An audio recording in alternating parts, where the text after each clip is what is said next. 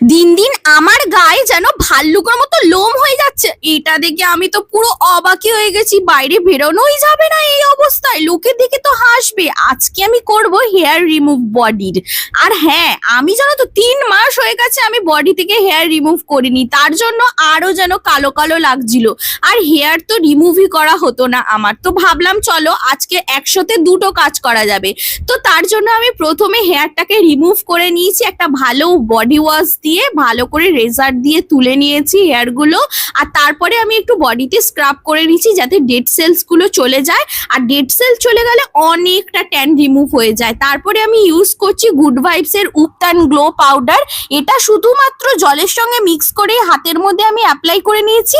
এটার পর 10 থেকে 15 মিনিট আমি এটা শুকানোর জন্য রেখে দেবো। আর তারপরে যখন এটাকে তুলে নেবো, ও মাই গড, দেখো তোমরা দুটো হাতের ডিফারেন্স দেখো কতটা বোঝা যাচ্ছে, কি বলো?